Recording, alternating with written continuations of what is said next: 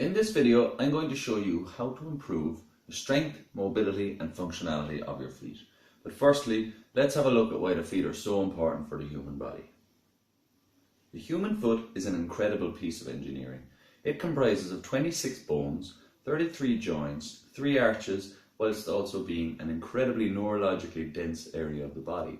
This design of the foot allows us to take impact from the ground, whether standing, walking or running, and redistribute that to the body.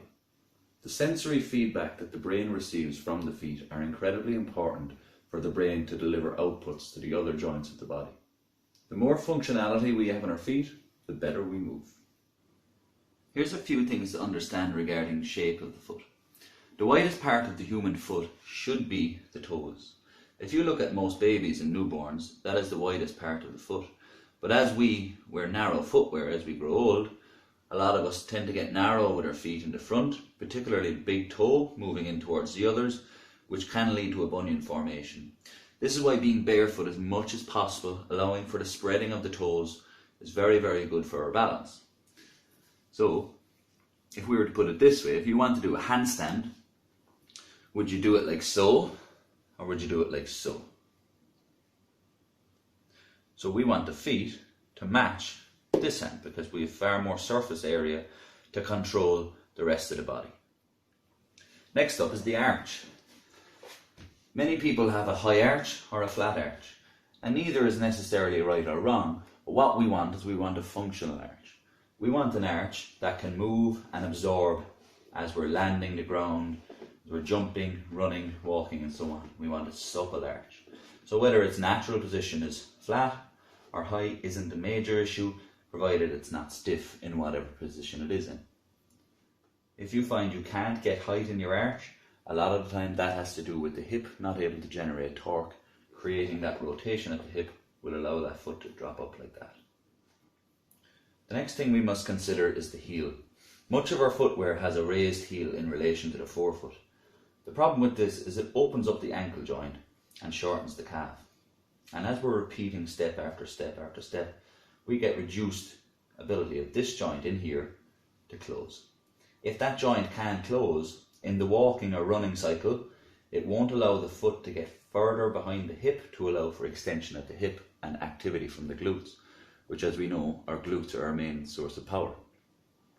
So as often as possible is to have the heels as flat on the ground as we can when we're walking and running to allow for that natural locomotion. This exercise is for dorsiflexion of the big toe. This is a very important movement to allow for extension at the hip and for closing at the ankle joint as well. How we do it, we're going to take our 4 outside toes and we're going to press them into the ground, whilst simultaneously lifting the big toe.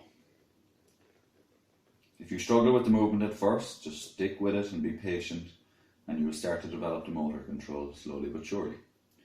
The next one then is the opposite. So we're going to press the big toe down into the ground and lift up the outside 4 toes. Then we're going to alternate.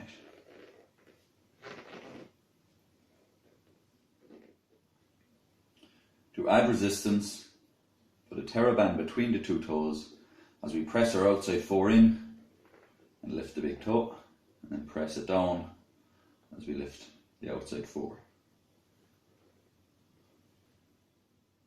This exercise is for the muscles of the arch of the foot. How we do this is we're going to plant our heel in position, trying to stretch as far forward as we can with our toes, grabbing the ground with the toes, keeping the toes straight, not allowing them to curl, and we're going to drag the toes back towards the heel. You can see with the towel, we can drag the towel in towards our heel, and as we get better and stronger, we can add weight to the end of the towel to create resistance. It's important with this exercise that we don't curl the toes like so, because we lose the control of the arch if we do so. So we want to keep those toes pressed in flat as we drag it back like so. So plant the heel, stretch forward, press the toes, drag back. Heel, stretch, press and drag. Next, we want to practice dexterity with our toes. This is to increase the connection between our brain and the feet. So how we do this is we get any object, a pen, bands, pieces of string or anything at all, and we practice picking it up and dropping it.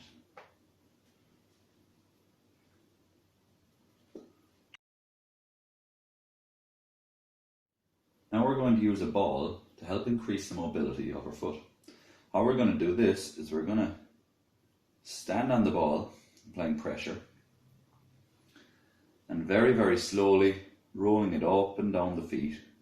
If you find a particular tender point, just let it rest there, increasing the pressure as the seconds go, and then you can slightly roll it back and forward. Very, very slow movements, allowing the fascia to melt into the ball.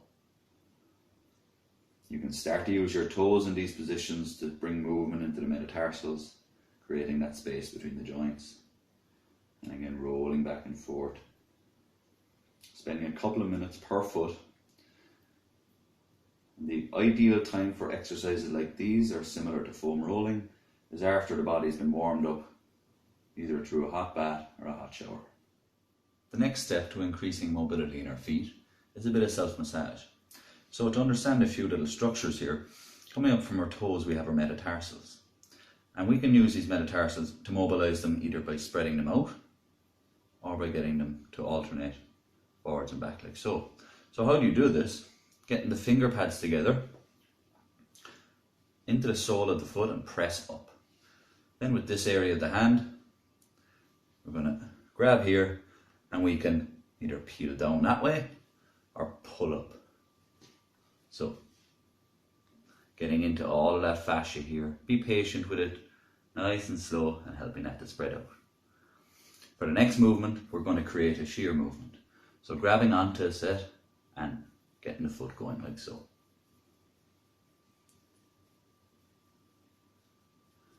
The next important part of the foot to get mobile is across these two lines. And this way what we want to do is we want to grab the foot like so, and we're going to, as if we're trying out a towel, we're going to grab and stabilize, and grab, and then alternate.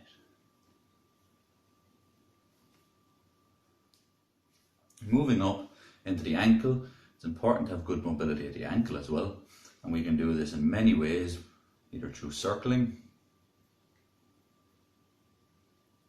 or perhaps spelling out our name.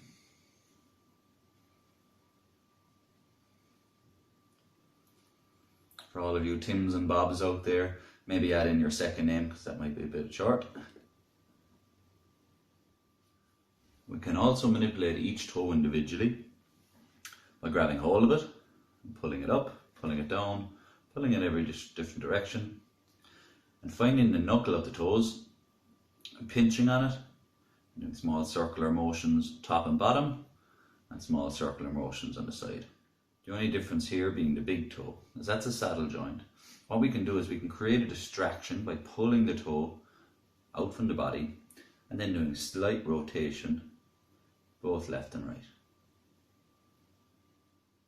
If you're struggling with lifting your big toe like so, you can also grab hold of that and passively stretch it. Same going down. And grabbing all four toes, finger pads in underneath, grabbing down with the heel of your hand and pulling. For the fascia of the foot, we can also do massage for it. So what we can do here is we can press in with our thumbs and we can strip nice and slow up and down the foot, focusing on any particular sore points, adding pressure, doing some small circle work, and maybe bringing in the toes to help create stretch as well. And spending a few minutes per foot. Again, this works better when the foot is warmed up, so maybe after a hot shower or a hot bath. For this you can also use the knuckles of your fist, pressing in, stripping out like so. Again, if necessary, bringing movement of the toes in. To help improve dorsiflexion of the ankle, which is this movement, which is very important for the running gait. As we're running, we want our foot to be able to go far enough behind the body so that the glutes can begin to activate. However, if we're restricted through here, maybe from wearing heels for a long time, we do need to work on that mobility.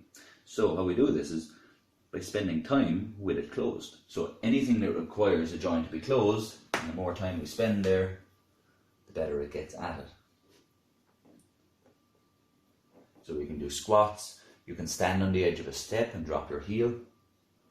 Anything, just spending more time here in a closed position will increase its ability to close.